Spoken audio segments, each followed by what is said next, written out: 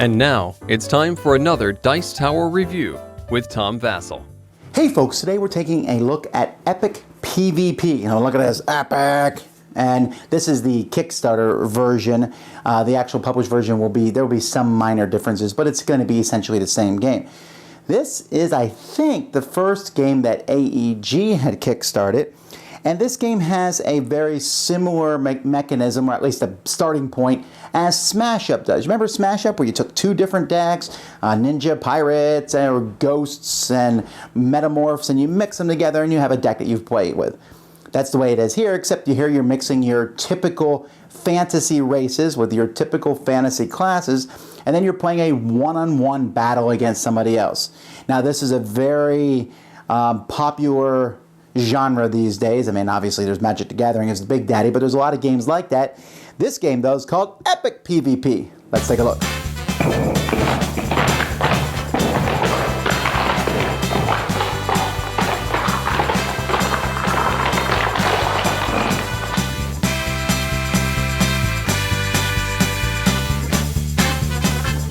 This game is a one-on-one combat game. What you're going to do is you're going to pick a race. So you can pick Orc, Dark Elf, High Elf, Human, Goblin, and Dwarf. And then you'll pick a class. Ranger, Paladin, Rogue, Barbarian, Druid, Monk, and Samurai. So let's say maybe I want to be a Dwarf Samurai. What I'm going to do is I take these two, and there's going to be a deck of cards that comes with both of them. And I'm going to shuffle that deck together. And that's going to be the deck that I play with over the course of the game. I will also put the Dwarf and Samurai cards together, and you can flip each of the race cards, and there's a male on one side or a female on the other. As far as I can tell, there's no difference between them. You will add the two numbers in the middle, and that's your speed. That determines who goes first, so this is a 3, which isn't very fast. And over here is how many hit points your character will have, as well as maybe there's some setup information and special abilities that both the race and the class give that character. Each player is going to start with 5 cards from their draw pile in their hand, and they're going to look at these cards. Okay, each card most of these cards have a cost on them, so you'll see that it costs 4, 5, 3, and 6. This one doesn't have any cost. It's like a special ability that you can play in front of you. A strike gives you a special thing that you can do. On your turn, the first thing you'll do is you'll add to your aggression pile. So you put these 2 cards in front of you.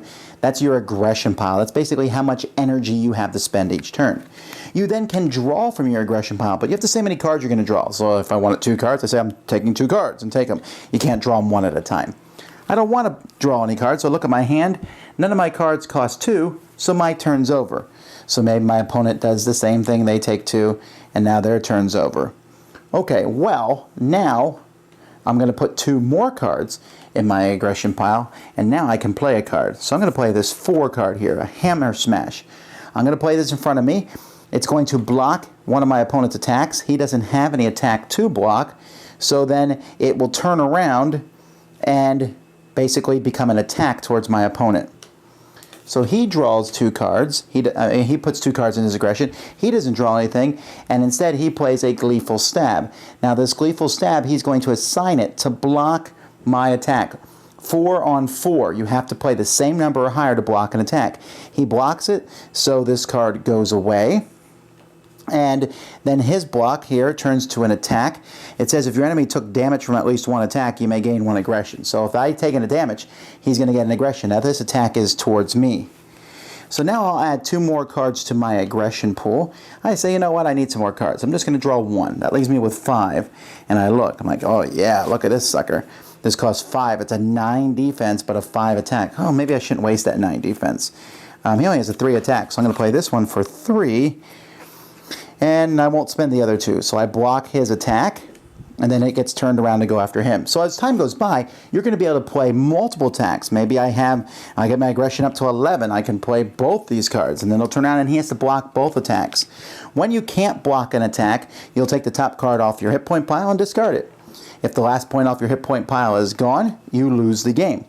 But you also have special abilities. You saw some of the cards had special abilities, but there's special abilities like, for example, here the Dwarf. Whenever the Dwarf takes damage, no matter how he takes damage, if it was a basic strike, he gets an aggression.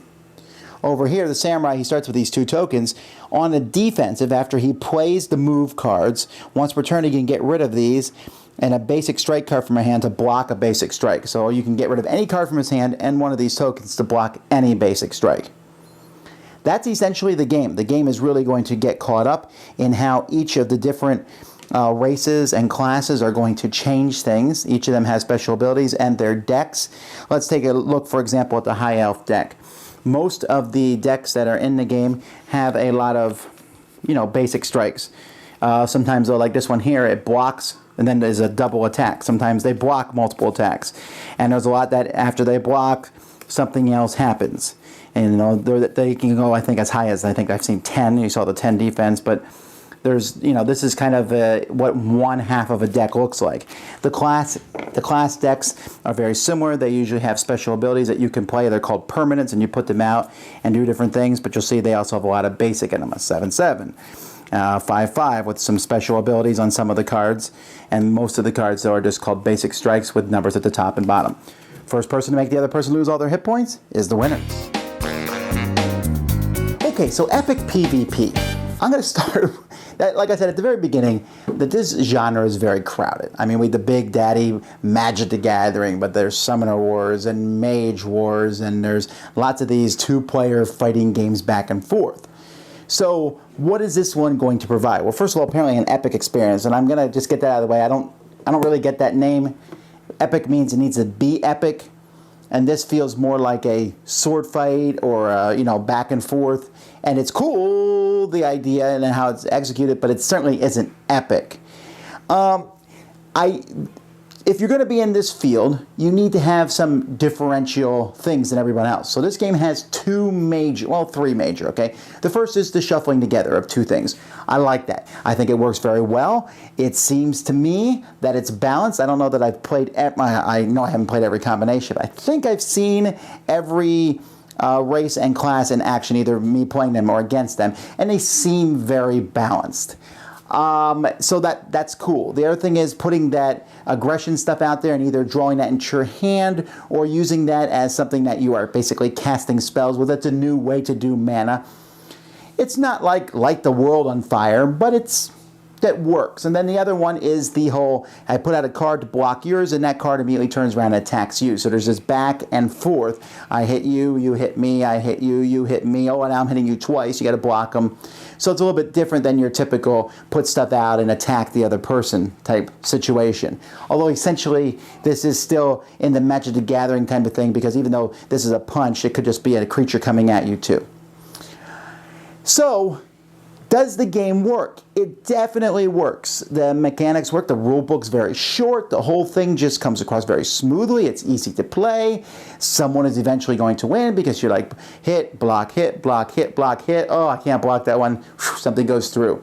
And then the special abilities and things kind of are the nudges towards winning or not. So why am I not thrilled by this game then, if it works so well? And I'm having a hard time kind of verbalizing that, but I think when it comes down to it, the game doesn't really have a spark.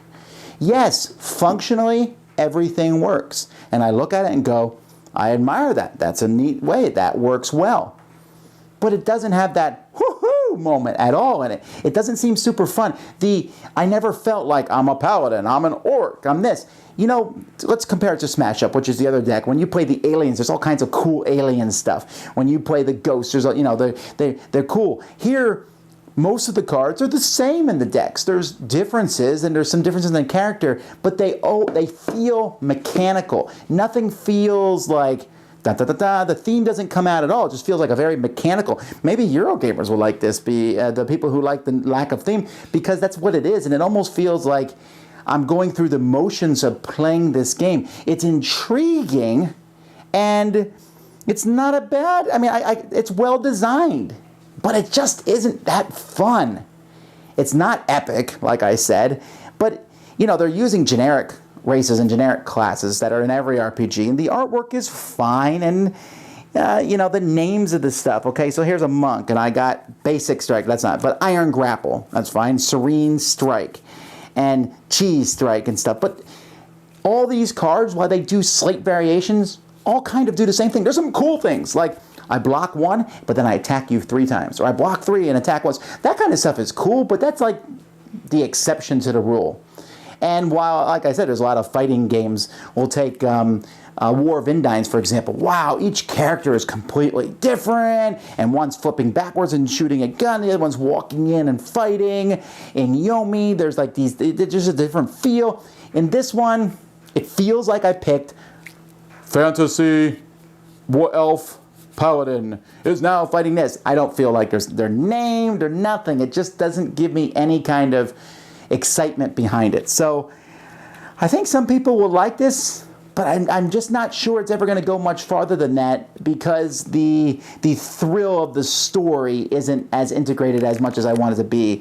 The really cool, awesome things are not there. It's like watching a street fight and going, well, I hope somebody wins, but not being in all of it. So I think the biggest problem with Epic PvP is really a lack of epic and fun. Dice Tower Judgment, mechanically good, just not as much fun.